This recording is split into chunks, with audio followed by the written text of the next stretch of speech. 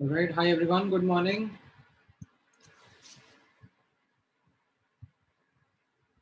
Hi, Rishabh. Hi, Aryan. Good morning. And let me just take a moment to pronounce the name. Ishinavya. Good morning, Ishinavya. क्या मतलब है तुम्हारे नाम का? Let me, in fact, allow students to unmute themselves. Starting में थोड़ा disturbance रहता है.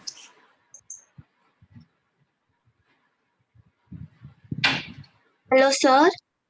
हाँ बोलो इशिनव्या. यस सर, मेरे नाम का मतलब न्यू दुर्गा है। All right. Good. Great. So I think how most of the students have joined in. थोड़े बहुत और हैं जो कि अब धीरे धीरे ज्वाइन करेंगे. Just a moment. Just wait couple of minutes for others to join.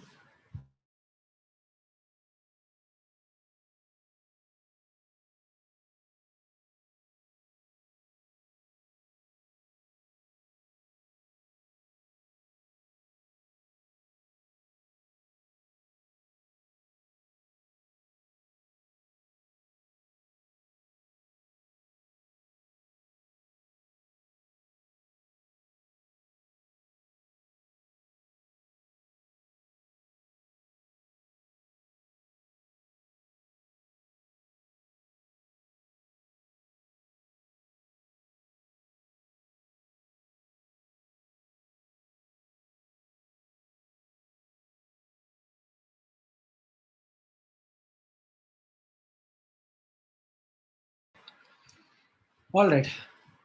I think, yeah, most of the students have joined in now. So as a quick recap,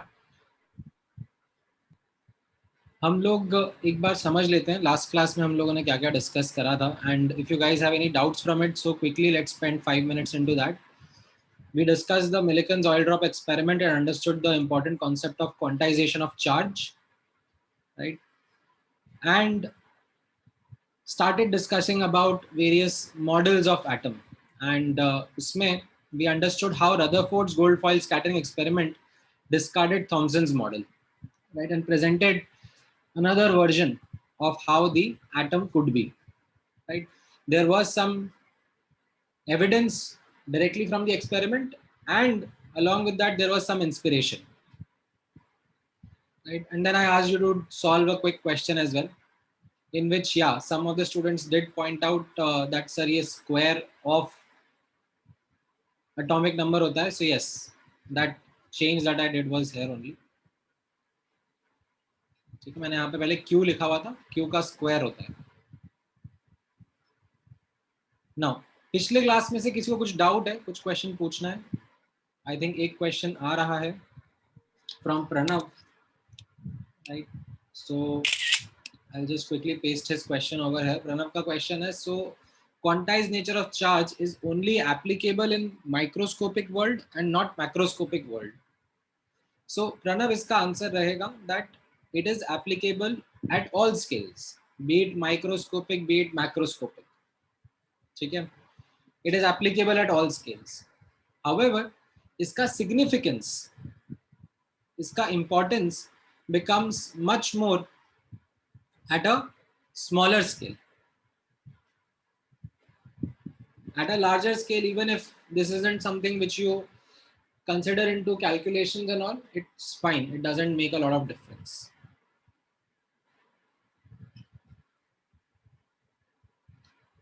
All right. Then Aditya का एक question है, sir, can you show the this sum again?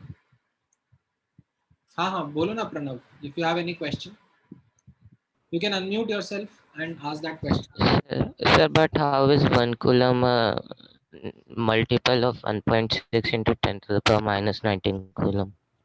हाँ तो आप ऐसा करते जाओ ना, आप लेफ्ट हैंड साइड लिखो 1 coulomb and n into 1.6 into 10 की पावर माइनस 19 कूलम पर आ जाओ. ठीक है, अब आप n की वैल्यू निकालो. ठीक है, अब आप n की जो वैल्यू निकालोगे ठीक है, it might not come as an integer. Yes, sir. Right?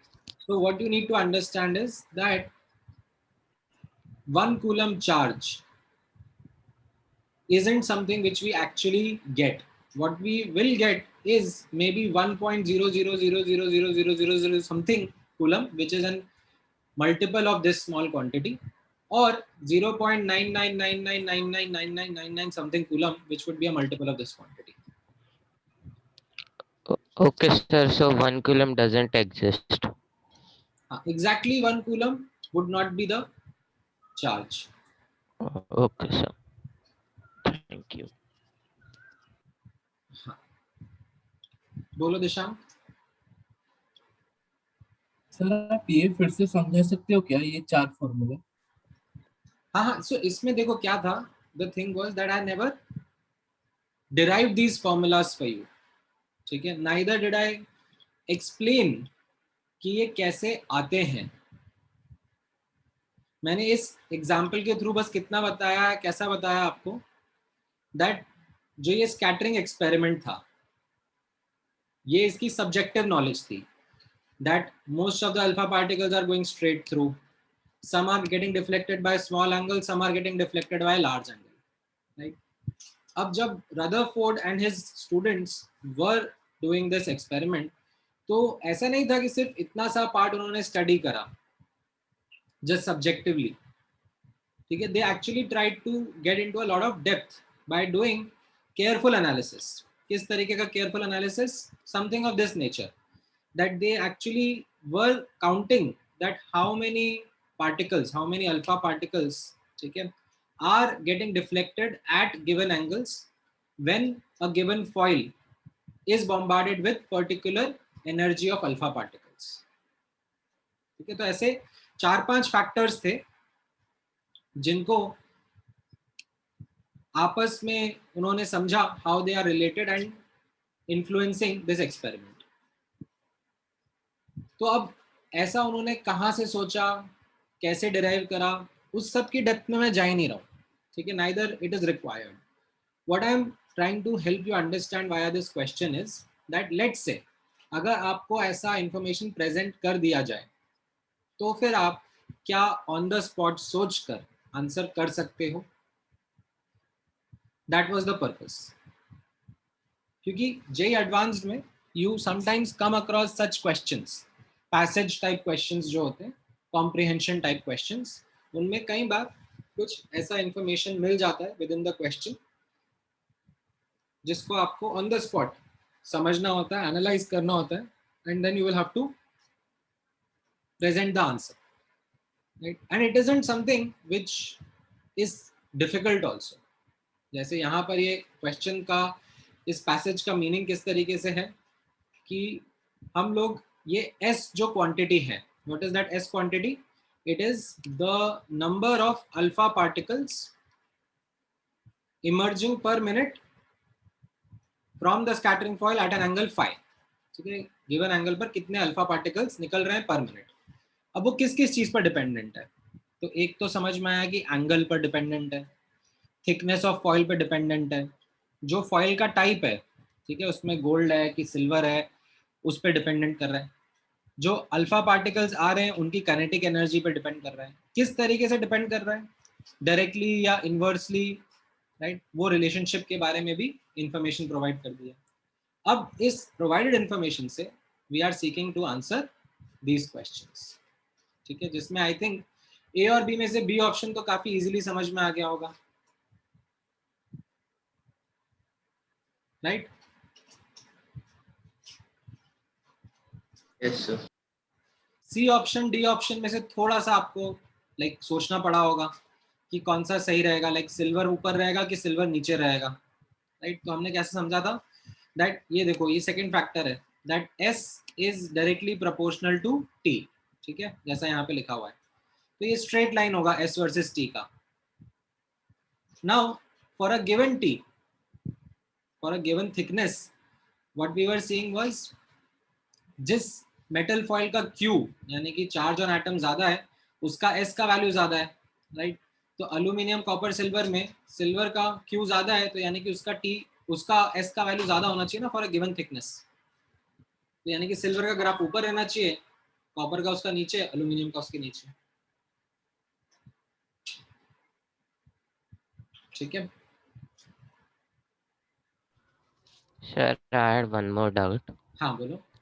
Sir, how can the charge be different for different oil drops in the Millikan experiment?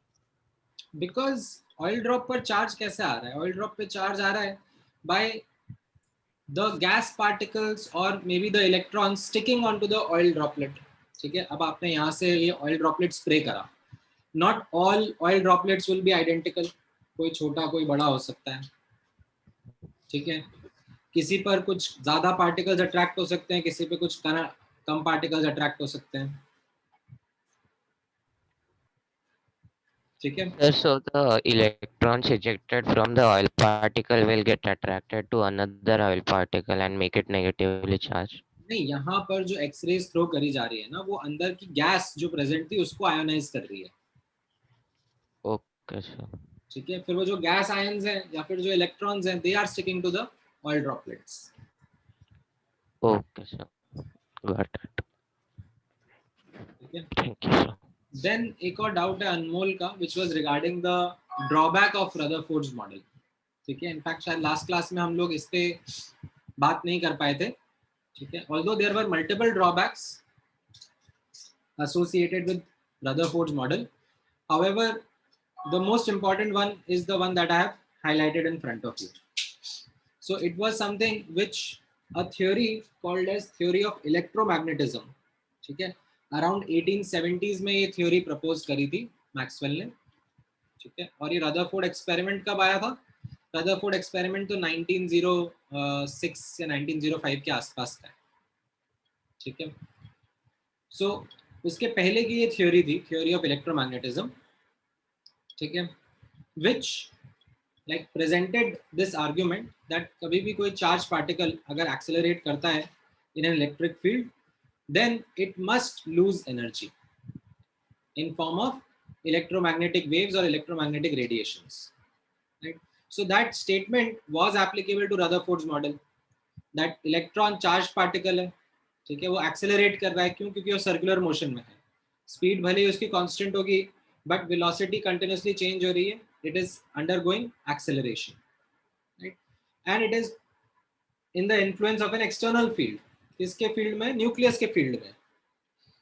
So this statement was applicable to Rutherford's model, and as a consequence, the electron should be losing its energy, and ultimately, because of losing energy, it should fall onto the nucleus. ठीक है, तो ऐसा हो तो नहीं रहा था, the atom was still stable, but Rutherford couldn't justify this claim, like couldn't present an argument against this theory of Maxwell. Now, as a next progression, ठीक है, आप लोगों को बोर्स मॉडल अब पढ़ाया जाता है, right? After Rutherford's model there is Bohr's model of atom. Now Bohr's model में भी कैसा रहता है? You have a nucleus, and nucleus के around you have an electron present in circular orbits, right? वही चीज तो रदरफोर्ड ने भी बोली थी, करेक्ट? तो फिर ऐसा क्या नया कर दिया नील्स बोर ने that we switched over to his model of atom?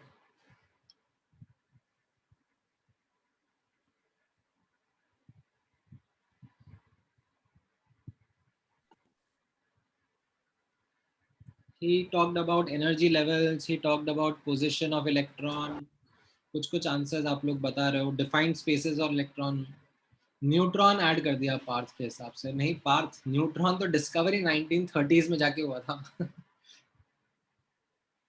नहीं,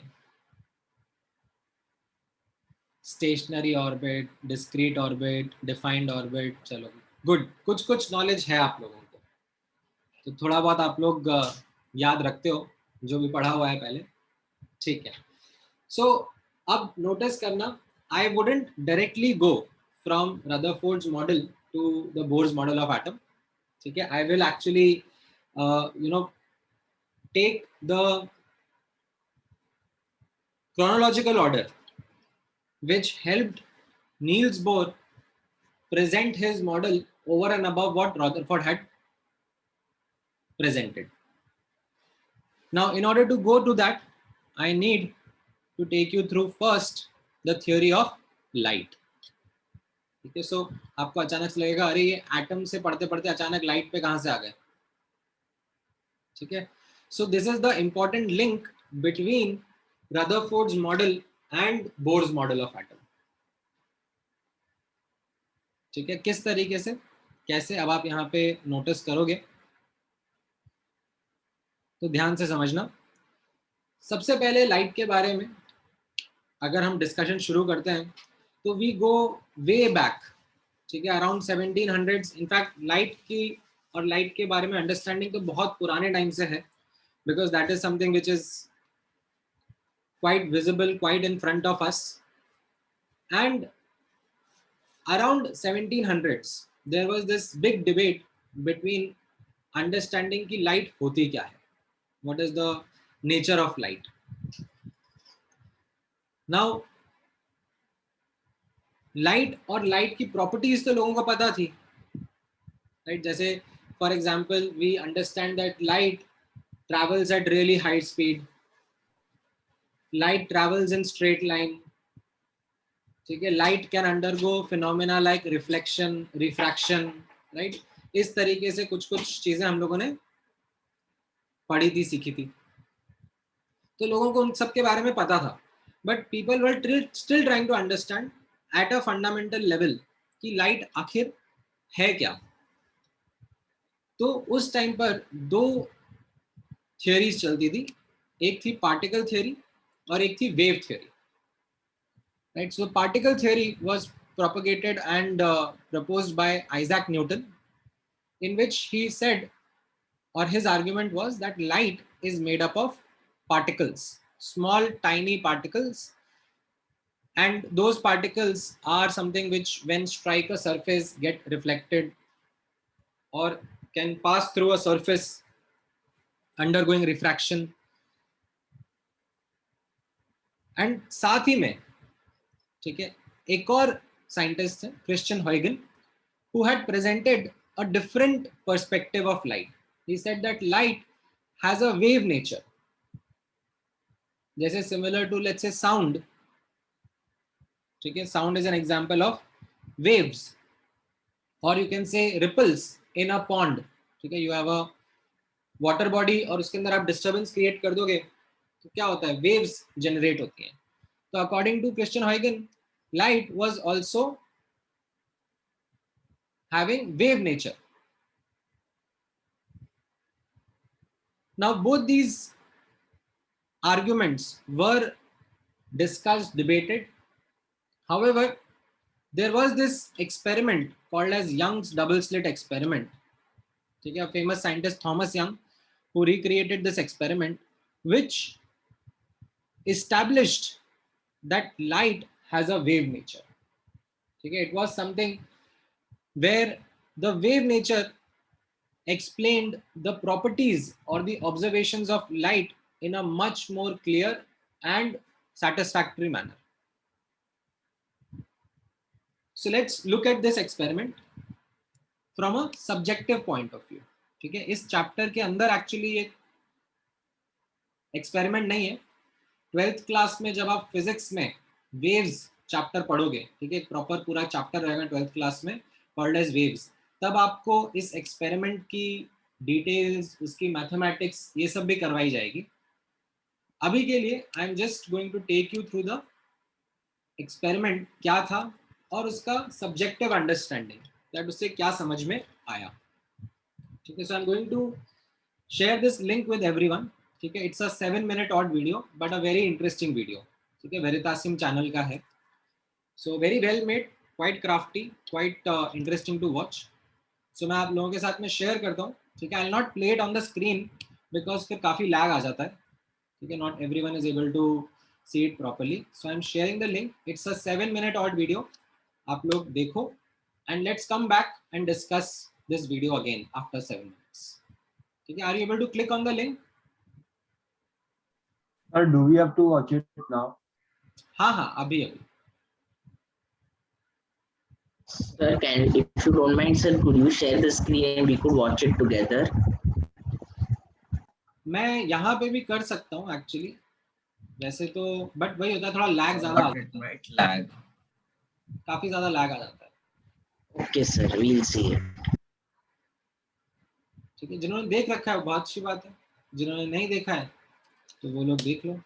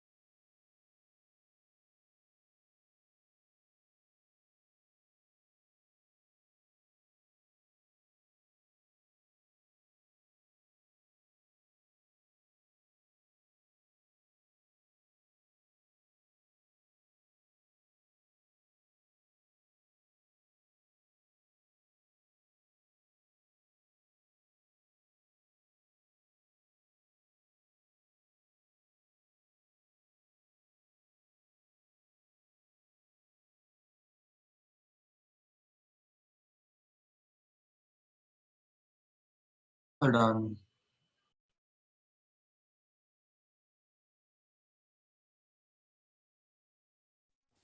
ऑल राइट, देख लिया काफी सारे लोगों ने? Yes, sir. Sir, 2 minutes. Yes, sir, done. Sir, just 1 minute. ठीक ठीक, I'll just wait one more minute. Sir, done. It was 1 minute shorter than expected.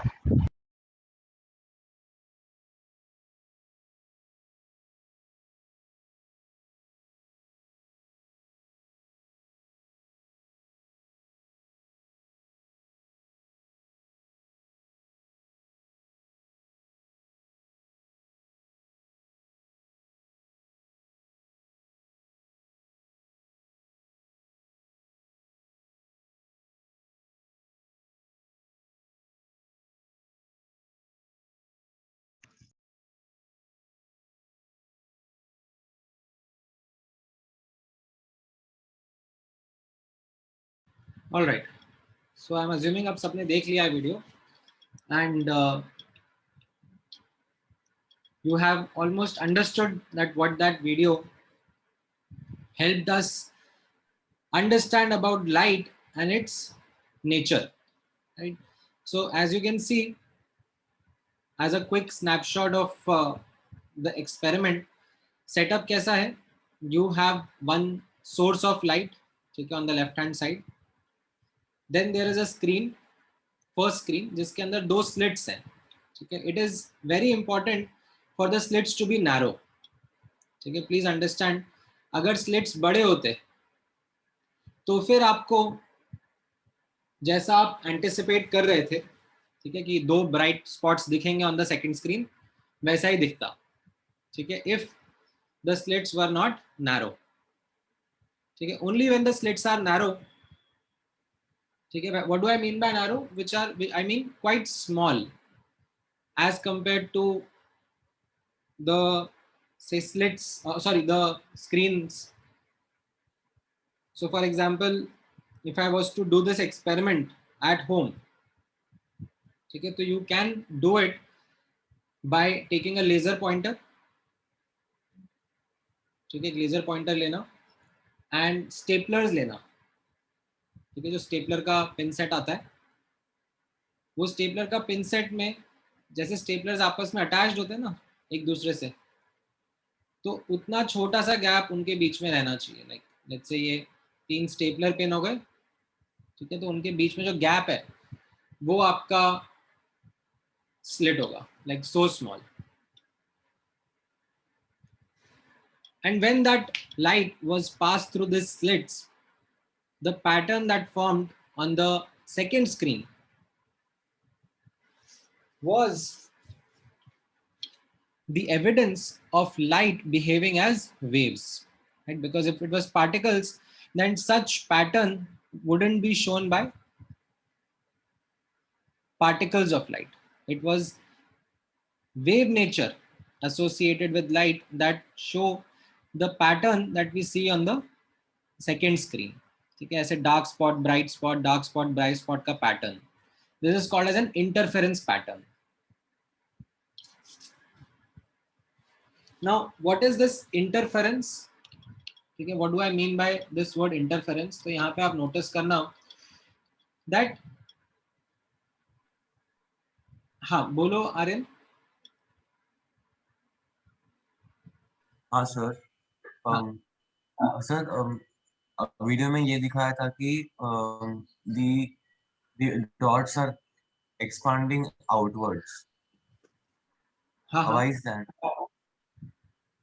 So pattern form हो रहा है. जैसे अगर हम लोग सिर्फ और सिर्फ पार्टिकल नेचर के अकाउंट लेते हैं, तो ये एक होल था और ये एक होल था, दो स्लिट्स थे, ठीक है, उनके करस्पॉन्डिंग सेकेंड स्क्रीन पर यहाँ पर एक ग्लोइंग स्पॉट और यहाँ पर एक ग्लोइंग स्पॉट बन जाना चाहिए, ठीक है, if particle nature was to be correct. But what is found is that rather than two spots, what we are getting as an entire pattern, ठीक है. There was a bright spot फिर उसके around थोड़ा dark region था, फिर एक और spots थे उसके अराउंड, फिर डार्क रीजन आया, फिर उसके अराउंड स्पॉट्स थे, इस तरीके से पैटर्न फॉर्म हुआ। Sir, and हाँ, what would happen if there are more than two slits, like 3-4 slits? तो The same thing will happen, right? और कॉम्प्लिकेटेड पैटर्न बनेगा। ठीक है, कैसे वो पैटर्न बन रहा था आप लोगों ने वो वीडियो में देखा होगा ना। Like for example let me take a quick snapshot of that video. ये वाला आपने यहाँ पे देखा था ना, इस फ्रेम में। सो इस फ्रेम में कैसा हो रहा था, दो सोर्स थे, ठीक है, दो सोर्स आपस में इंटरफेयर कर रहे थे, एंड उससे ये पैटर्न यहाँ पे फॉर्म हो रहा था।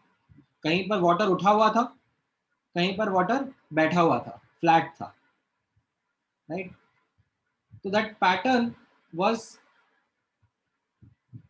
something which you could see by two sources interfering with each other.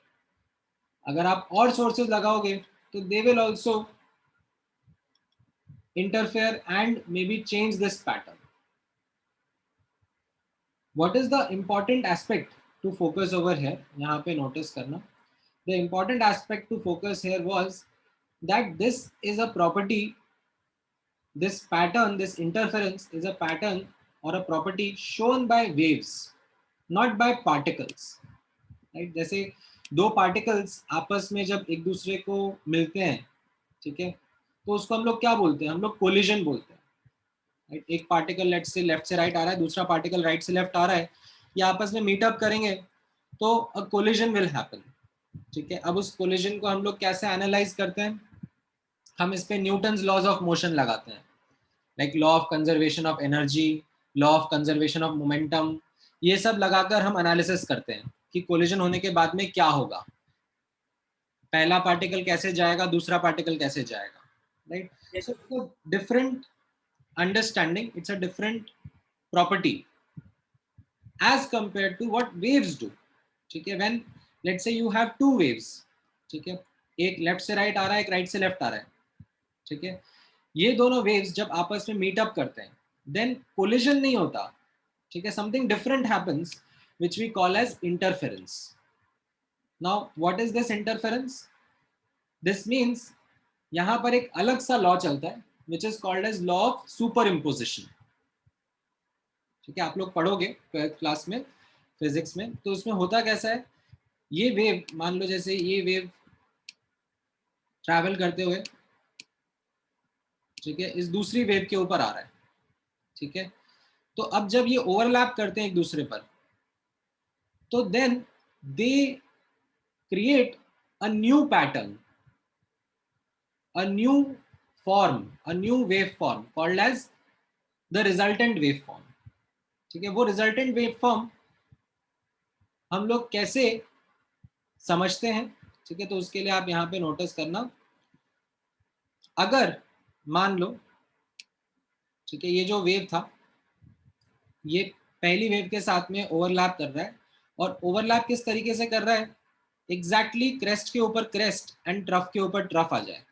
ठीक है। क्रेस्ट एंड ट्रफ तो समझ में आता ही होगा, I hope everyone is clear with that, ठीक है। क्रेस्ट को हम लोग बोलते हैं ऐसे ये माउंटेन, और ट्रफ्स को बोलते हैं वैलीज, राइट। क्रेस्ट का एम्पलीट्यूड पॉजिटिव होता है, ट्रफ का एम्पलीट्यूड नेगेटिव होता है, ठीक है। व्हेन आई से this word amplitude, I hope everyone is also comfortable with that word,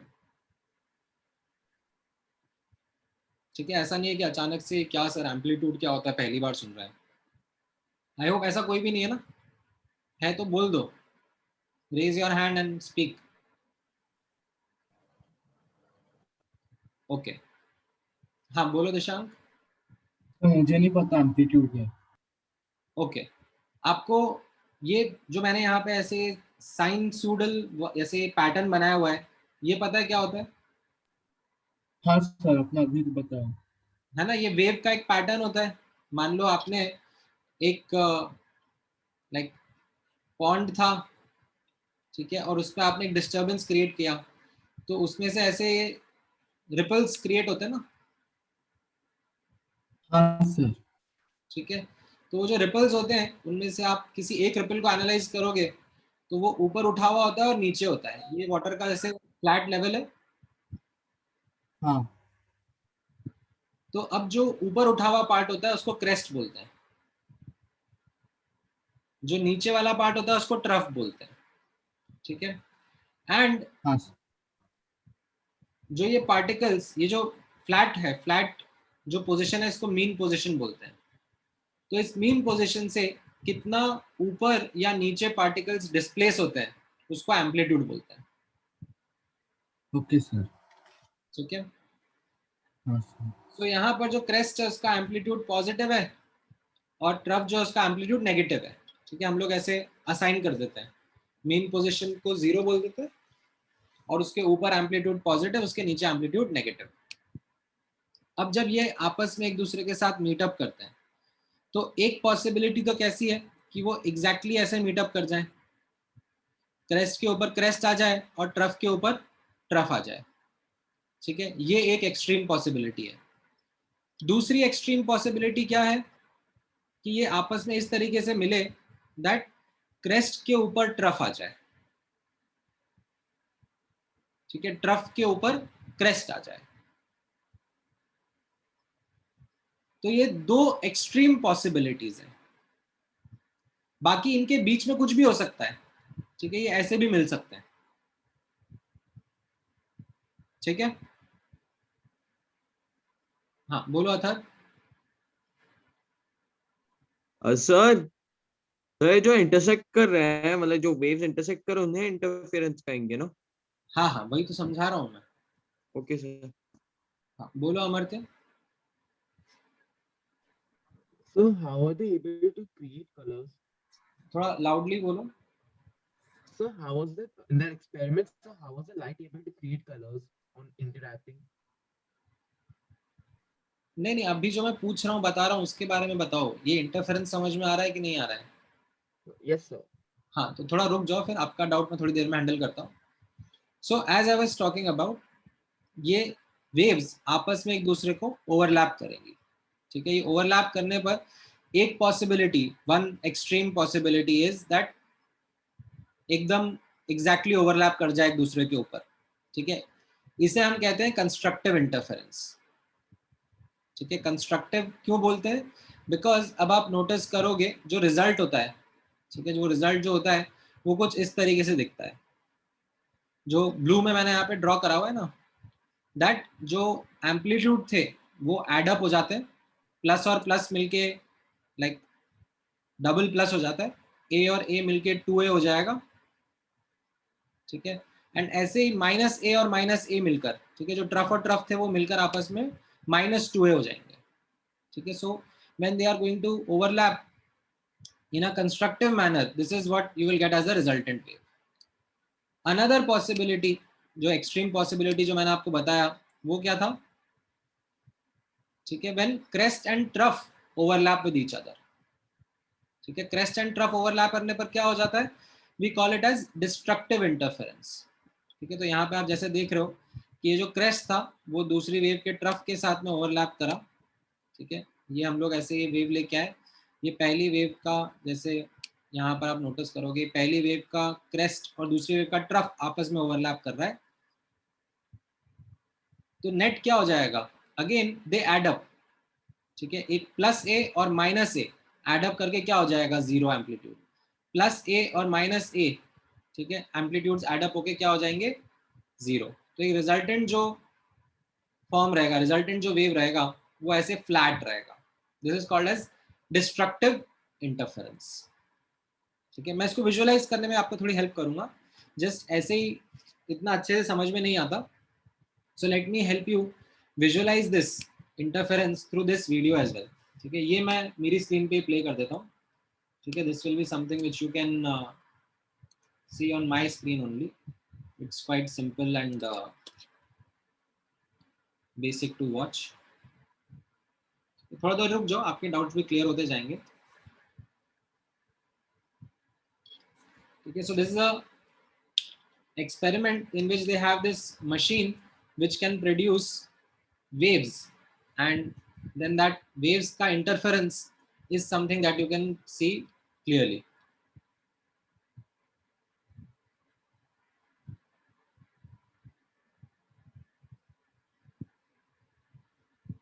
ठीक है, सो एक एक करके वो चीजें बताएंगे। सबसे पहले वो एक सिंगल पल्स बताएंगे, ठीक है, जो वो एक up and down, peak and valley मैंने बताया था, वो एक सिंगल पल्स जनरेट करके दिखाएंगे। देन 2 पॉजिटिव पल्स, इसका क्या मतलब होगा, जो कंस्ट्रक्टिव इंटरफेरेंस मैंने बताया आपको कि 2 पल्स, एक लेफ्ट से आ रही है, एक राइट से आ रही है, और वो इस तरीके से ओवरलैप कर रही है that crest and crest are overlapping, ठीक है, तो उसको 2 पॉजिटिव पल्स का ओवरलैप बोल रहे हैं। Then 2 opposite pulse is something जो मैंने डिस्ट्रक्टिव इंटरफेरेंस आपको बताया, ठीक है, दैट इज एक का क्रेस्ट दूसरे के ट्रफ के साथ में ओवरलैप करेगा, ठीक है। And then the last one would be trying to understand something which you might also have a doubt. So let's see first, एक एक करके चलते हैं। एक सिंगल पल्स ऑब्जर्व करना, ठीक है, सो यहाँ पर this is a single pulse that they have created. It has got a crest and a trough, ठीक है।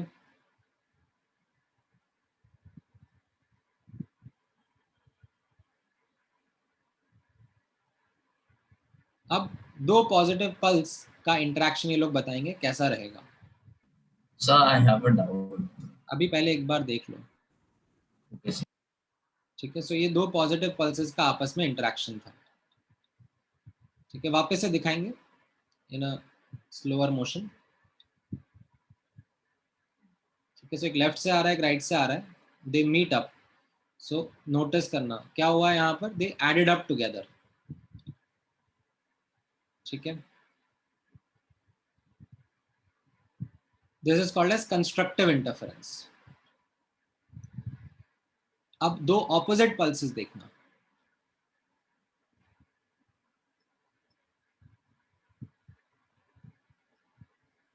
ये एक का क्रेस्ट और दूसरे का ट्रफ आपस में ओवरलैप करा, राइट, तो कैसा हुआ, स्लो मोशन में देखना, they will take a pause, they are completely cancelling out each other, ये फ्लैट बन गया यहाँ पर, this is called as destructive interference, ठीक है। So now the students may have question कि sir are they bouncing off each other, जब वो मिल रहे हैं तो एक दूसरे को रिफ्लेक्ट कर रहे हैं या they are passing through each other, ठीक है, so you might get an answer by looking at this visual.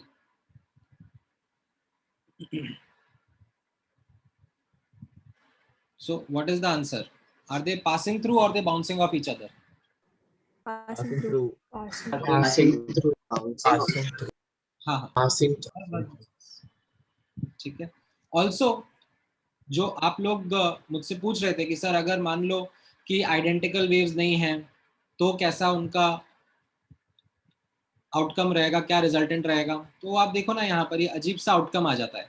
अगर पिछले जो एग्जांपल थे उसमें तो क्या था, सेम वेव लेफ्ट और राइट से आ रही थी, इसलिए थोड़ा एलिगेंट सा अच्छा सा आउटकम दिख रहा था। बट अगर लेफ्ट से कुछ रैंडम वेव आ रही है, राइट से कुछ रैंडम वेव आ रही है, तो लॉ ऑफ सुपर इम्पोजिशन के हिसाब से रिजल्टेंट दिखता है, ठीक है। So this is kind of the resultant, ठीक है। इस तरीके से ये रैंडमली बेसिकली दोनों के एम्पलीट्यूड सुपर इम्पोज हो जाते हैं, ठीक है, for the moment when they are interfering. फिर एक अपने रास्ते चली जाती है, दूसरे अपने रास्ते चली जाती है, ठीक है। The important aspect to notice here was the fact that this is a wave property. This isn't something which is shown by particles, right? So this experiment established the fact that light behaves like a wave rather than particles. हाँ, अब आपके doubts मुझे एक एक करके बताओ। सबसे पहले बोलो हाँ आर्यन।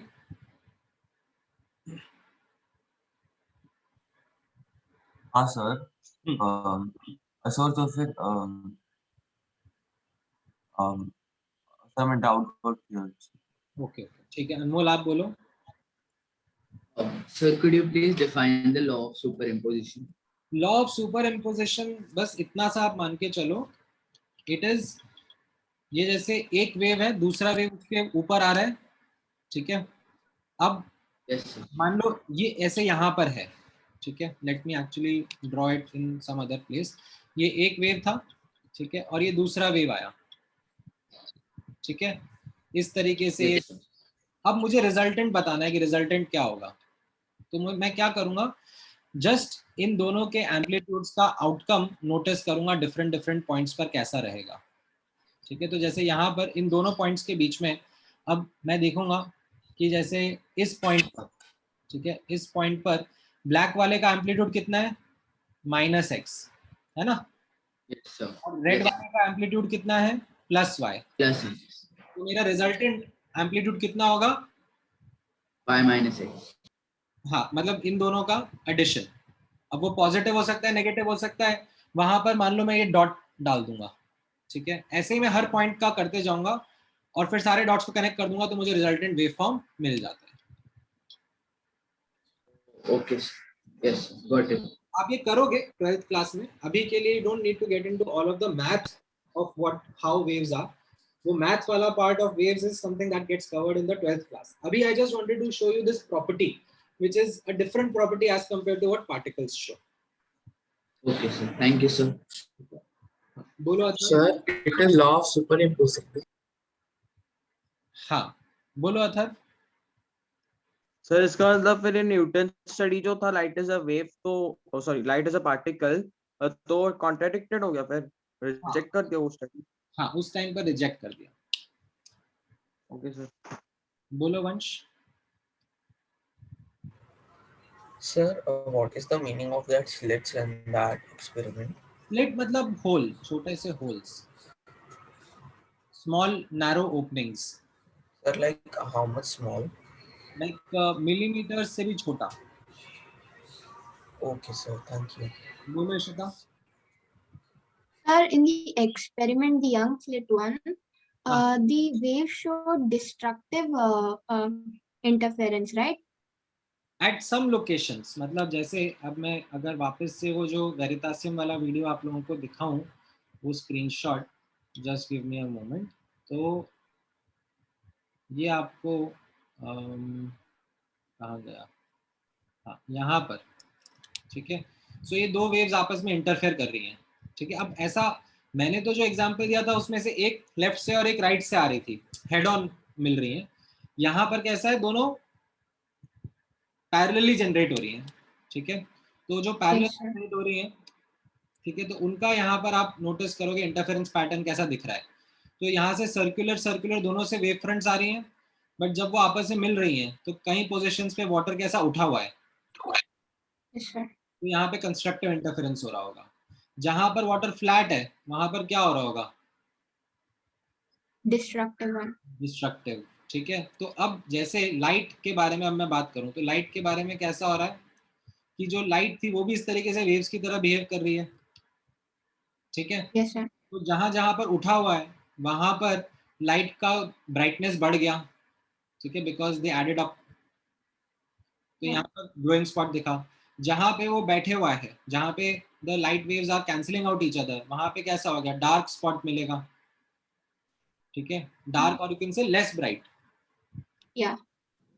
ठीक है, had it been of a single wavelength, जैसे यहाँ पर सनलाइट यूज करी ना, तो सनलाइट में तो क्या है, डिफरेंट डिफरेंट वेवलेंथ्स है, इसके लिए एकदम क्रिस्प पैटर्न नहीं मिल रहा है। बट लेट्स से अगर एक पर्टिकुलर कलर यूज करा होता, एक particular let's say red laser use करा होता, तो एकदम क्रिस्प, जैसे यहाँ पर मैं आपको जैसे दिखाता हूँ, YDSL इमेजेस कहाँ गए, वेडेड इमेजेस में, अरे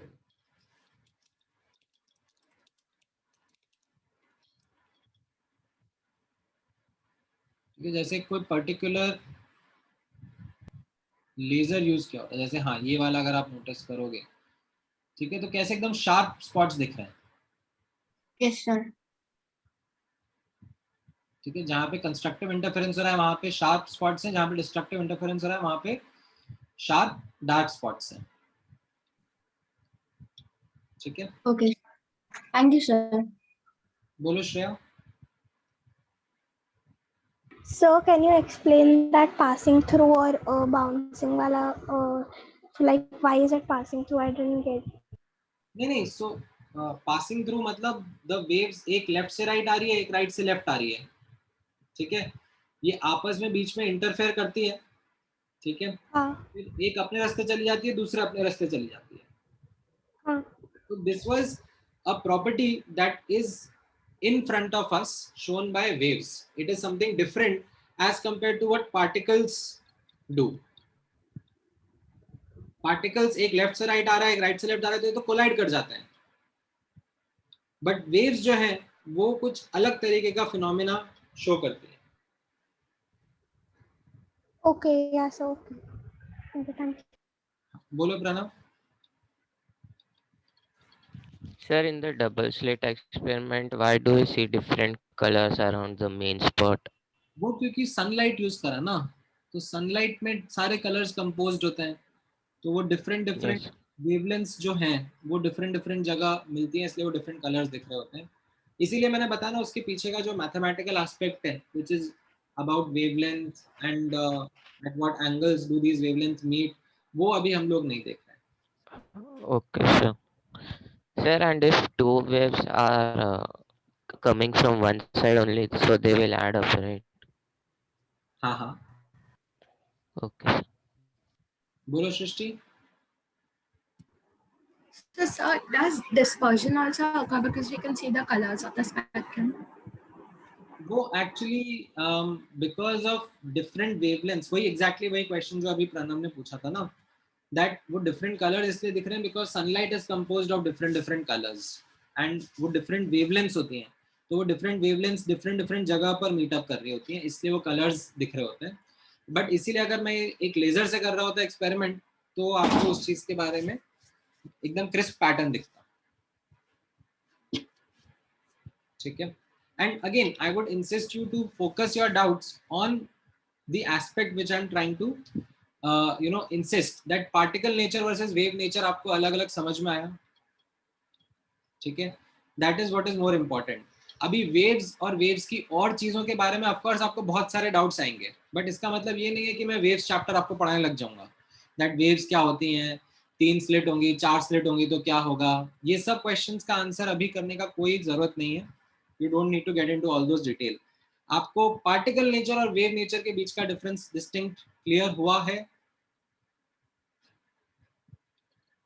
Yes, sir. Yes, sir. Yes, sir. ठीक. हाँ sir. Yes, sir. So now focusing on the wave nature. ठीक है, focusing on the wave nature associated with particles. अब हम लोग वेव नेचर पे थोड़ी और बात करते हैं, तो उसके लिए हम लोग कुछ टर्म्स यूज करते रहेंगे. ठीक है. एंड वो टर्म्स आई एम अज्यूमिंग आप लोगों को पता है, but because I could see that there were some students जिनको शायद वो टर्म्स नहीं पता थी, तो उनके लिए एक क्विक रिफ्रेशर यहाँ पे रहेगा. दैट वेवलेंथ क्या होता है, फ्रीक्वेंसी क्या होता है, एम्पलीट्यूड क्या होता है, वेव नंबर क्या होता है, ये सारे प्रॉपर्टीज, ये सारे जो टर्म्स हैं वेव्स के बारे में, उनका एक सिंपल अंडरस्टैंडिंग आप लोगों को होना चाहिए. ठीक है. So let's take in front of us an example of a simple travelling wave. मान लो एक पॉन्ड में ये एक वेव क्रिएट हुई है. ठीक है. ये वेव ऐसे लेफ्ट टू राइट जा रही है. ठीक है. एक पॉन्ड में पानी है, उस पानी में हमने डिस्टर्बेंस क्रिएट किया. ठीक है. तो उससे जो ये वेव है, ठीक है, wave is what, wave is energy getting transferred from one region to another. ठीक है. तो ये लेफ्ट से राइट एनर्जी ट्रांसफर हो रहा है. बट कैसे हो रहा है, ये जो वाटर के पार्टिकल्स हैं ये ऐसे ऊपर नीचे ऑसिलेट कर रहा है. ठीक है. तो ये जो वेव फॉर्म क्रिएट हुआ, इस वेव फॉर्म को जब हम स्टडी करते हैं तो उसके बारे में कुछ कुछ कैरेक्टरिस्टिक्स हैं जो हम लोग देखना चाहेंगे. जो ऊपर उठे हुए रीजन होते हैं ऑसिलेशंस में, उनको हम लोग क्रेस्ट बोलते हैं. जो नीचे रीजन्स होते हैं उनको हम लोग ट्रफ्स बोलते हैं. जो ये फ्लैट लाइन होती है, ठीक है, इसको हम लोग क्या बोलते हैं, मीन पोजिशन. ठीक है. This flat line is called as the mean position. ठीक है. Now the distance between two successive crests और टू सक्सेसिव ट्रफ्स, ठीक है, that is called as the wavelength. ठीक है. तो ये वेवलेंथ यहाँ पर कैसा हो गया, वेवलेंथ वुड बी से दिस मच पार्ट. ठीक है. or say this much part, or ठीक है, you can just say this much part.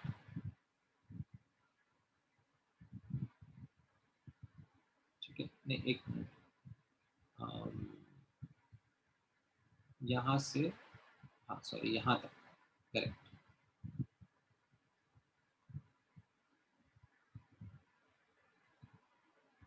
So this is called as one wavelength.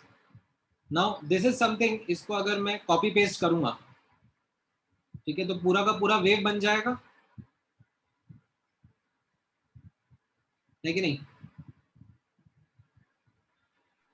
Yes, sir. So this wavelength, this is defined as a distance between two consecutive crests or two consecutive troughs and is represented by this symbol called as lambda. ठीक है. Now SI unit क्या रहेगा इसका wavelength का? SI unit will be meters. Meters. Right. But यहाँ पर हम, Sir, हाँ बोलो. so wavelength is the shortest distance between two crests, right? हाँ. Between any two consecutive crests or troughs. Sir हाँ. सर वेवलेंथ मतलब डिस्प्लेसमेंट है क्या एक और दूसरे क्रेस्ट के बीच में? डिस्टेंस मान लो, डिस्टेंस बिटवीन टू क्रेस्ट्स. मतलब जितना जो वेव ऊपर नीचे हो रहा है उसको पूरा काउंट करना पड़ेगा? हाँ हाँ, सो ऊपर नीचे नहीं, ऊपर नीचे तो एम्पलीट्यूड होता है. आपने ये एक वेव क्रिएट करी ना, यूनिफॉर्म वेव क्रिएट करी, ठीक है,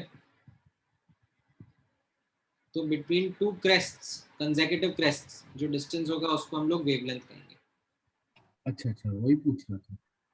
ठीक है. नाउ हाँ, सो ओके, प्रकृति आपका डाउट है कि sir do we have to draw these diagrams in the notebook?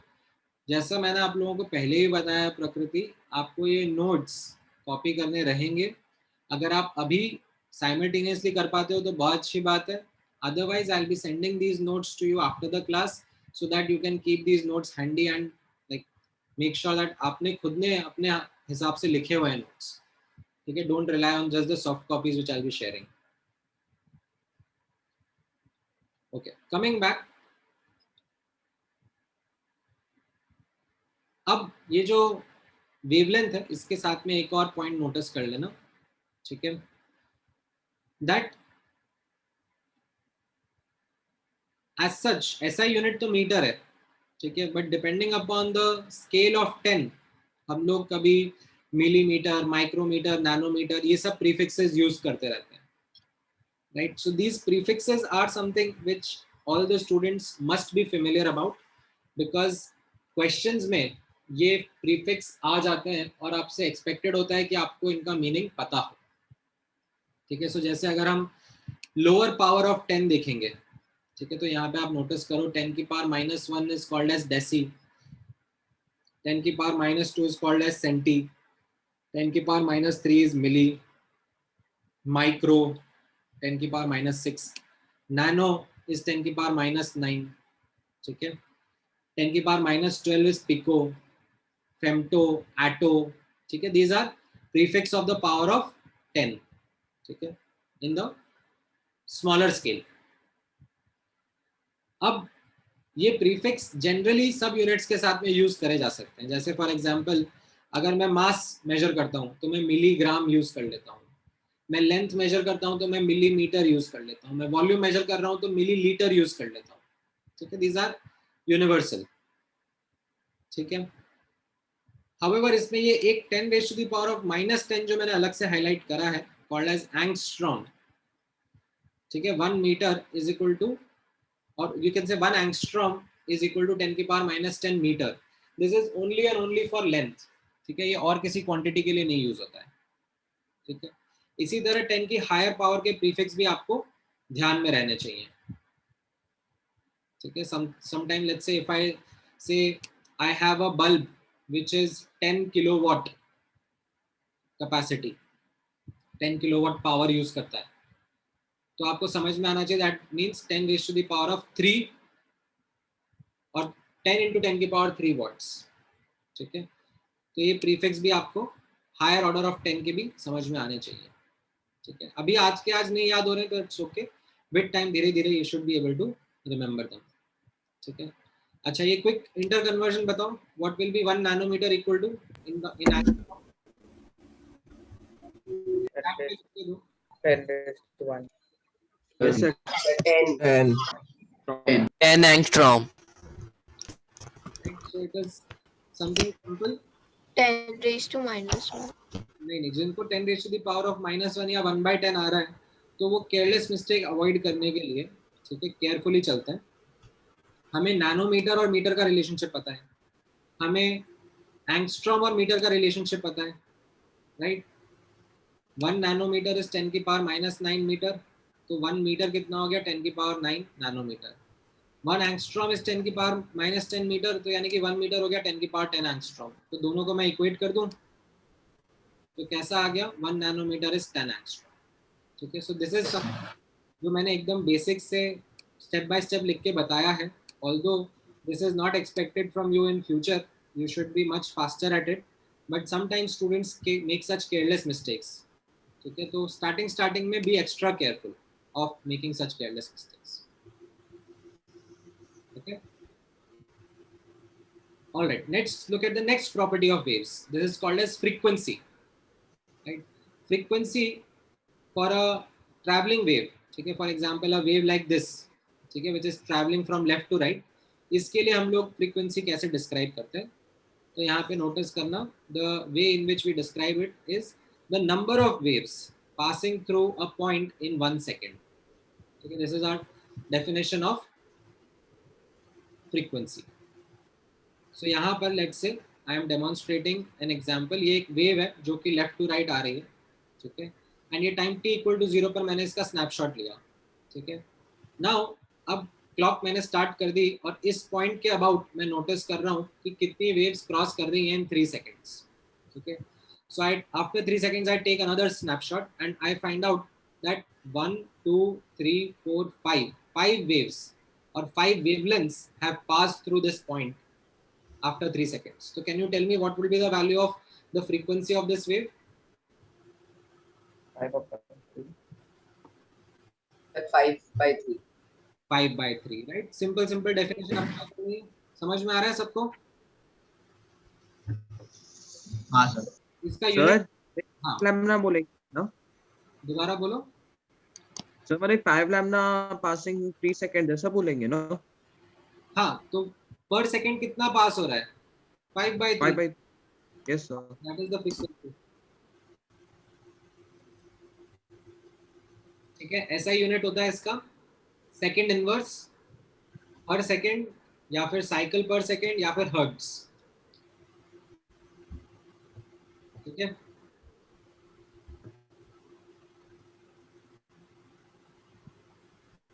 All right.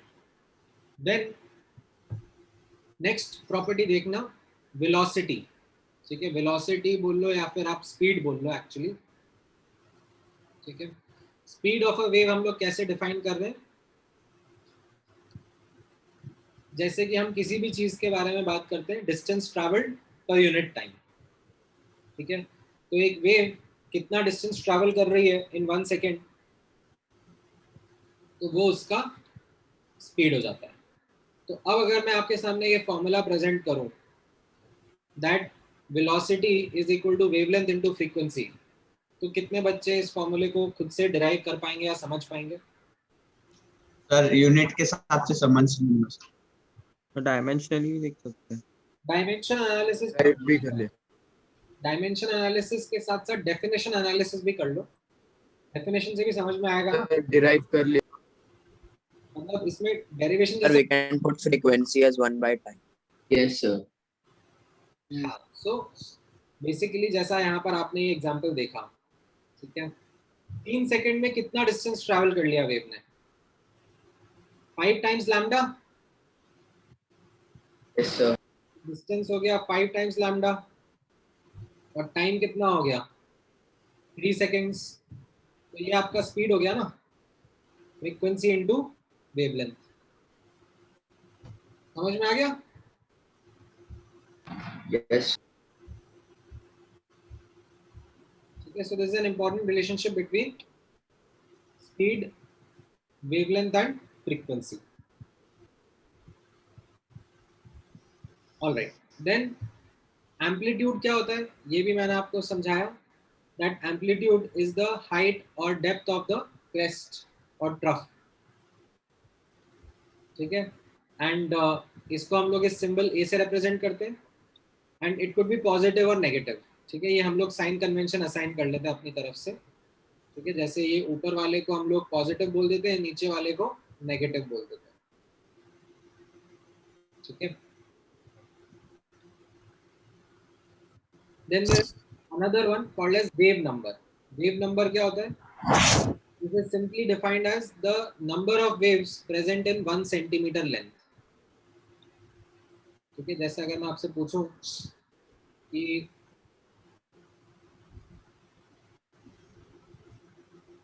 एक वेव, ठीक है, एक वेव की लेंथ कितनी होती है?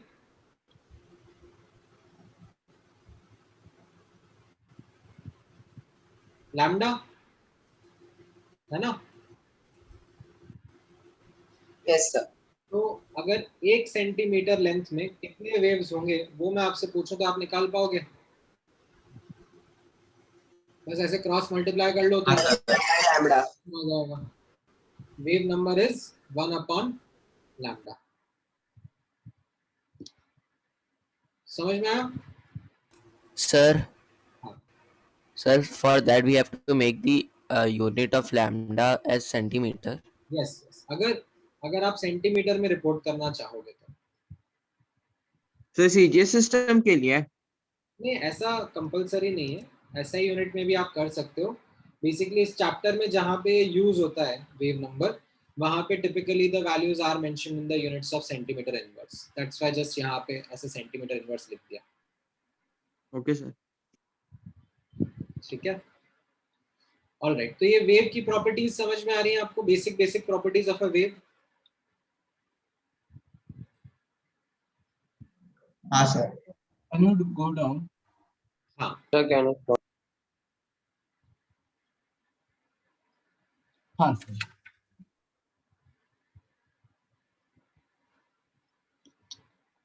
Sir, हाँ बोलो एक एक करके. sir, I had a doubt. Sir, in the velocity वाला formula we can also write it as lambda into f, right? Lambda into f of frequency. तो फ्रीक्वेंसी का सिंबल मैं अभी ऐसे न्यू करके रिप्रेजेंट कर रहा हूँ. ठीक है. ये सिंबल हम लोग ज्यादा यूज करेंगे, ऐसे कर्व्ड सा भी. आप एफ भी यूज कर सकते हो बट इस चैप्टर में कम ही यूज करेंगे हम लोग ये एफ. हम लोग ये वाला सिंबल ज्यादा यूज करेंगे. Okay, sir. Thank you, sir. So amplitude will be 0 only at mean position, right? हाँ, मतलब एम्पलीट्यूड जो है that is the displacement from mean position, right? अगर मीन पोजीशन पर ही है तो एम्पलीट्यूड 0 हो गया.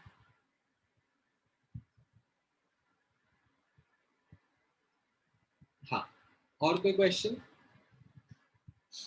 So we can even prove it like V is equal to S by T, so S into 1 by T, so lambda into F. हाँ. Okay. अब notice करना, ये तो हो गया वेव्स और वेव्स की बेसिक प्रॉपर्टीज. ठीक है.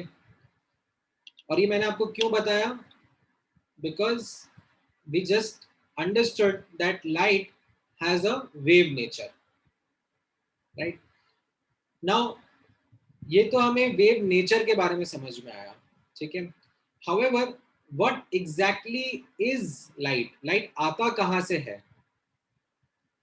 ठीक है. जैसे फॉर एग्जांपल वाटर के अंदर जो मैंने वेव क्रिएट करा, ठीक है, वो वाटर के अंदर जो वेव क्रिएट हुआ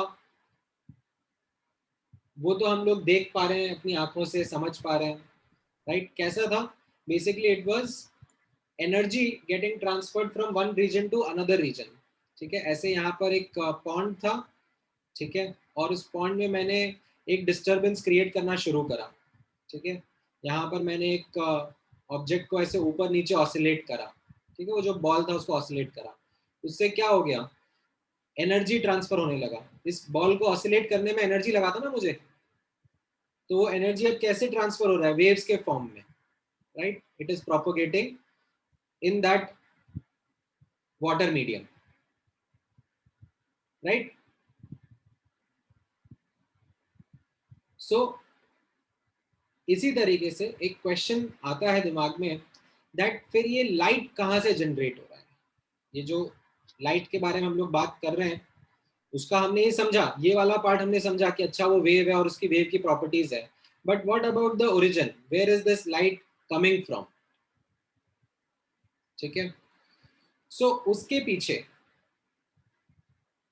जो थियोरी समझ में आई, it came much later, around 1870s में।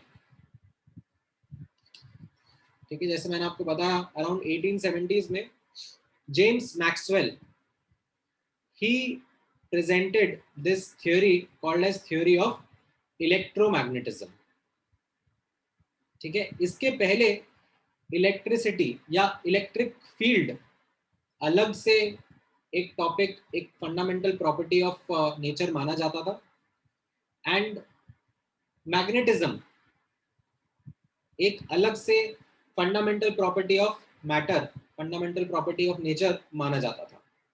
ठीक है, इलेक्ट्रिक फील्ड रहता था, एक मैग्नेटिक फील्ड रहता था, बट जेम्स मैक्सवेल ने अपनी इस थ्योरी में प्रूव करके दिखाया, बताया that both are linked to each other.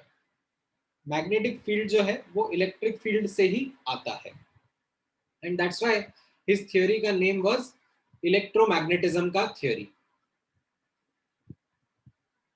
Now as part of his theory he was able to give us an idea about what wave is or what light is, and he came up with this argument, okay, that light is an electromagnetic wave or an electromagnetic radiation। ठीक है, और वो आता कहाँ से है? तो he presented the statement जिसको आपके लिए समझ पाना, अंडरस्टैंड कर पाना is quite difficult। ठीक है, all you can do is simply just look at the statement that कोई चार्ज पार्टिकल को जब एक्सेलरेट करा जाता है, देन उसमें से इलेक्ट्रोमैग्नेटिक वेव्स क्रिएट होती हैं, जिसको हम लोग रेडिएशन या लाइट बोलते हैं। ठीक है, नाउ सर, हाँ बोलो। सर इसका मतलब वही था ना, रुदरफोर्ड की तरह ही वो मतलब एक्सप्लेनेशन था ना, मतलब जैसे रोटेट करेंगे वैसे रेडिएशंस निकालेंगे, वैसा ही है ना? हाँ, सो इसी थ्योरी ने रदरफोर्ड के मॉडल में ड्रॉबैक प्रेजेंट किया, क्योंकि इस थ्योरी ने ही बोला था कि जब भी कोई एक्सेलरेटिंग चार्ज पार्टिकल रहता है तो वो इलेक्ट्रोमैग्नेटिक वेव्स प्रोड्यूस करता है, राइट? यस। तो रदरफोर्ड मॉडल में क्या था? इलेक्ट्रॉन था हमारा accelerating charge particle. Yes sir. It should have produced electromagnetic wave और radiation, right? What is this? This is form of energy. तो ये इलेक्ट्रॉन अगर एनर्जी लूज कर रहा है, ठीक है, by throwing of these radiations, तो फिर इसकी स्पीड कम होती जानी चाहिए, and eventually it should spiral nucleus. Now sir even I have a doubt. हाँ, रुक जाओ, आप लोगों के डाउट का मैं एक बार डिस्कशन लूंगा, but before that I would want you to go through this video to understand more about light or radiation and its presence around us. It's a very good video made by NASA का एक channel है, to give you a good peek into the world of electromagnetic radiation around us. ठीक है, so ये मैं आप लोगों के साथ में शेयर करता हूँ। I think 5-6 मिनट का वीडियो है, ठीक है, and it also goes into how it helps, electromagnetic radiation helps us perceive the universe around us. So काफी interesting है। Go ahead and watch this video। 5 minute का है, उसके बाद वापस आ जाओ।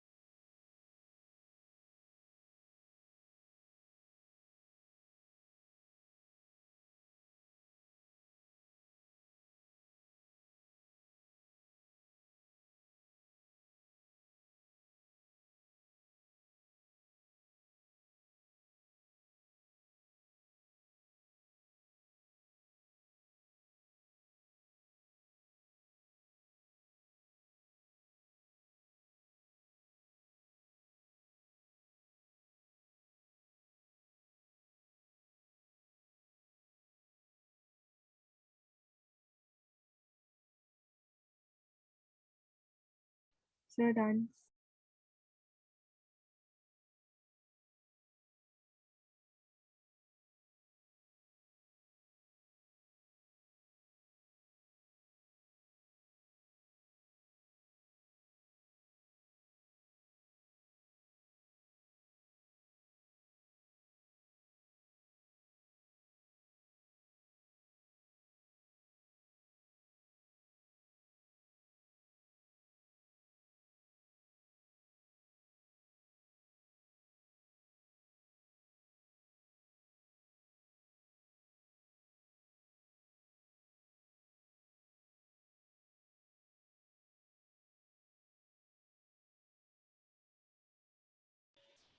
Sir, done with video. Done, sir.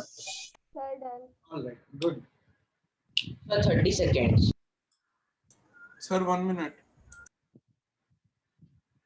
ठीक है, 1 मिनट रुक जाते हैं. सर एक डाउट है सर. हाँ बोलो. सर मतलब वेव्स की वजह से ही सबके इधर कलर प्रेजेंट है. हाँ हाँ. Okay sir. सर एक और डाउट है. Sir, done, sir. सर हाँ हाँ. सर उसने दिखाया था कि हम जो लीफ में जो कलर दिख पा रहे हैं वो ग्रीन कलर वो वेव की वजह से, पर कैसे वो होता है वो मैं जो समझा नहीं अच्छे से. हाँ हाँ. सो उसने बताया ना, जैसे everything around us absorbs, emits and reflects these radiations. ठीक है. Now depending upon the composition, that what atoms and molecules are present in that substance, certain wavelengths, ठीक है, certain wavelength के radiations are emitted or you can say reflected much more as compared to the others. ठीक है. तो हमारी आंखें तो क्या है, हमारी आंखें तो सिर्फ विजिबल रेडिएशन देख पाती हैं. ठीक है. Excuse me, sir. तो उनमें मान लो जैसे ग्रीन वाला जो वेवलेंथ है वो अगर ज्यादा रिफ्लेक्ट हो रहा है एज कंपेयर टू अदर, तो हमें ग्रीन कलर दिखेगा. Sir, हाँ. sir, I had a doubt in the first statement. So, like you said that Maxwell gave the relation between electricity and magnetism for the first time. So, but that was proved using Oersted experiment, right? That was what? So that was proved using Oersted's experiment, right? So I'm not debating about who gave what. I'm just presenting this argument that in his theory, James Maxwell, in his theory of electromagnetism, he was able to present the idea of what light or electromagnetic radiation is. ठीक है. Electromagnetism अपने आप में एक बड़ा topic है. ठीक है. उस बड़े टॉपिक के अंदर से एक ये एस्पेक्ट भी निकल के आया which talked about what electromagnetic radiation or what light is. ठीक है. तो अभी theory of electromagnetism थोड़ा पढ़ रहे हैं अपन लोग. ये तो मैंने एक बात किया कि उस theory में से ही आया. Thank you, sir. Excuse me, sir. हाँ बोलो. So could the color of the leaf change if suppose the आवाज बहुत disturbed आ रही है. could the color of the leaf change if the Would the color of the leaf change if the light was emitting more wavelength? नहीं, आपकी आवाज बहुत ही ज्यादा, आप या तो माइक्रोफोन को अपने पास में लेके और ढंग से बोलो because I can't really make out what you are saying. So could the color of the leaf be different if the amplitude of the light was different? तुम एक बार टाइप कर दो ना, तुम्हारा स्टार्टिंग के 4 वर्ड अच्छे से आते हैं, उसके बाद का सारा डिसॉल्व हो जाता है. Excuse me, sir. An effect. बोलो Tanvi. Sir, why do we say that light is also a particle then? हम कहाँ बोल रहे हैं अभी? थोड़े टाइम बाद नेक्स्ट क्लास में बोलेंगे, नेक्स्ट संडे बोलेंगे. अभी क्लास ओवर टुडे. हाँ, almost there. Sir next class में क्या? Sir can we leave? हाँ. अभी मैं इसके आगे कुछ नया नहीं पढ़ाऊंगा, बस डाउट्स आपके ले रहा हूँ. Sir, I have a doubt in the wavelength part. Right, sir. Thank you, sir. Bye. Next class में सर क्या करेंगे? डाउट पूछने दो, चुपचाप एग्जिट करते हैं. Thank you, sir. Sir next class में क्या सर? नेक्स्ट क्लास में हम लोग क्वांटम थ्योरी ऑफ लाइट पे आ जाएंगे। Sir, I have a doubt in the wavelength part. हाँ बोलो। Sir, can you show the diagram? ये वाला डायग्राम ना? No, sir. Up one. Yes, sir. Sir, so the wavelength is the displacement or the whole wavelength, whole wave measure. जो horizontal distance दिख रहा है ना between the two crests, Okay, sir. So it is the shortest and not the whole wave we are considering. नहीं नहीं नहीं, not ये ऐसे कर्व वाला नहीं। Okay, got it. Sir, I have a doubt. बोलो। Sir, what happens when IR and UV and then visible spectrum and then nano rays and all these X-rays they superimpose? हाँ, सो कैसा होता है ना, मतलब आपका अच्छा क्वेश्चन है, ठीक है। अभी जैसे मान लो कि अपन ने वो जो वेव्स पासिंग थ्रू या waves bouncing off each other, वो जो देखा था कि मान लो एक शॉर्ट वेवलेंथ लेफ्ट से राइट आ रही है, ठीक है, और यहाँ पे मेरा सेंसर लगा हुआ है, ठीक है। अब बीच में, ठीक है, कोई दूसरी वेव आ गई, ठीक है। जब ये यहाँ पर आए तो इन्होंने बीच में कुछ कुछ इंटरफेरेंस करा, बट ये फिर अपने रास्ते चली गई और ये अपने रास्ते चली गई, Yes, sir. ठीक है। तो मेरे सेंसर पे जब आ रही है तब मुझे वो डिटेक्ट हो जा रही है। Yes, sir. Sir, when we are watching television at home, so sir, there might be some points in our room where the rays of the television and the rays from our microwave or some like radio frequency waves, they might be interacting, right? हाँ हाँ बिल्कुल। That is not visible to us or any detectable by any sensor. नहीं ना, मतलब सी, जैसे मान लो आपका ये टीवी का स्क्रीन है, ठीक है, एंड आप यहाँ पर बैठे हो, ये आपकी आई है, ठीक है। अब यहाँ से रेडिएशंस आ रहे हैं, Yes, sir. राइट। अब मान लो कि जो टीवी के बाजू में यहाँ पे शो पीस रखा हुआ है वो भी आपकी फील्ड ऑफ व्यू में है, Yes, sir. उसका भी रेडिएशन आ रहा है, राइट। सो अब आपकी आई क्या कर रही है, आपकी आई के अंदर जो सेंसर्स लगे हैं, ठीक है, they are making up the image of what is there in front of you, ठीक है। तो आपके आई के फील्ड ऑफ व्यू में मान लो इतना फील्ड ऑफ व्यू है, तो उस फील्ड ऑफ व्यू में जो अंदर सेंसर्स हैं वो देख रहे हैं, वो क्रिएट कर रहे हैं इमेज कि अच्छा यहाँ से ये रेडिएशन आ रहा है, यहाँ से ये रेडिएशन आ रहा है, and that is being passed on to your brain. Yes, sir. ठीक है, बीच में भले उनका इंटरफेरेंस हो रहा हो, but when they reach your eye, that is what the eye is going to detect ना। Excuse Yes, me, sir. sir. Okay, sir. Excuse me, sir. हाँ। So could the color of the leaf change if it's if the wavelength of the light is different?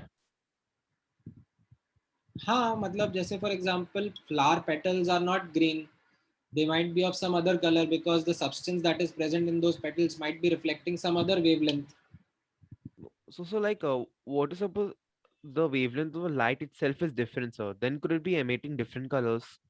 नहीं नहीं, एक minute देखो, the general word is called as electromagnetic wave और electromagnetic radiation, ठीक है। ये हम लोग थोड़ा एंड में देखते, वैसे तो आपने भी देखा है, ठीक है। इलेक्ट्रोमैग्नेटिक वेव्स या electromagnetic radiation is a general word. अब those radiations or those waves can have different wavelengths, they can have lower wavelengths or higher wavelengths। तो उसमें से जो विजिबल रीजन की वेवलेंथ है, ठीक है, that is corresponding to this range, जो हम लाइट बोलते हैं, जो हमें आंखों से दिखती है, ठीक है। तो उसमें से भी जो 300-400 नैनोमीटर वेवलेंथ है, they correspond to the red colour. जो 700-800 नैनोमीटर्स की वेवलेंथ है, दे करस्पॉन्ड टू द, और इनफैक्ट उल्टा बोल दिया मैंने, 700 समथिंग की corresponds to the red colour, 400 something की corresponds to the blue colour, violet colour.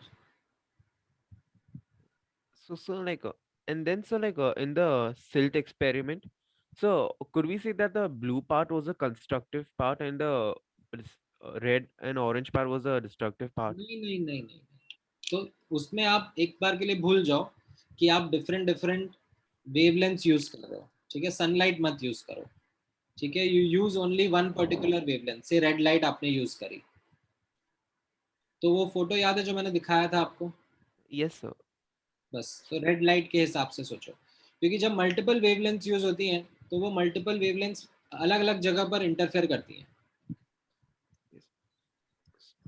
So because those blue parts were also in the like same position where the black part was in the red light. देखो कैसा होता है ना, जब Young's double slit experiment पढ़ा जाता है, ठीक है, तो उसमें ये कैलकुलेशंस करी जाती हैं, ठीक है। दैट ये स्लिट के बीच का डिस्टेंस कितना है, किस एंगल पर चीज़ें लाइक वेव्स इंटरफेयर कर रही है, उनकी वेवलेंथ क्या है। अब ये डिटेल्स तो मैं आपको बता नहीं रहा हूँ, ठीक है। I am not going into the mathematical details of explaining you that how double slit experiment का pattern would depend upon the wavelength, ठीक है। तो इसके लिए I am not getting into that detail right now. अभी मैं आपको सिर्फ इतना बता रहा हूँ that look at this image, imagine there is just one colour और वन वेवलेंथ बीइंग थ्रोन, ठीक है। तो यहाँ पर आपको एकदम क्रिस्प सा, ठीक है, open image in a new tab, एकदम क्रिस्प सा ये पैटर्न दिखेगा, ठीक है। जहाँ पर कंस्ट्रक्टिव इंटरफेरेंस हो रहा होगा वहाँ पे ये ब्राइट स्पॉट रहेगा, जहाँ पे डिस्ट्रक्टिव हो रहा है वहाँ पे डार्क स्पॉट रहेगा। That's it. Yes, sir. ठीक है, all right. Any other question? Yes, sir. Could you give the scientific definition of radiation? ये है ना,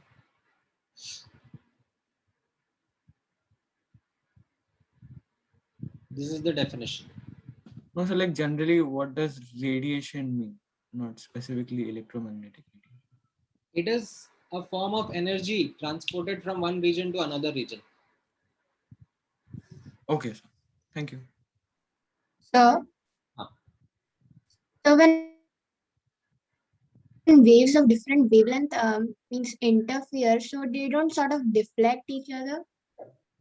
नहीं नहीं, वो इंटरफेयर करते हैं ना, that is what we studied ऊपर, जब हम लोग ये पार्टिकल नेचर और वेव नेचर के बारे में बात करते हैं ना, कि पार्टिकल नेचर में कोलिजन होता है, एक दूसरे से टकराते हैं और इधर उधर चले जाते हैं। वेव्स में वैसा नहीं होता,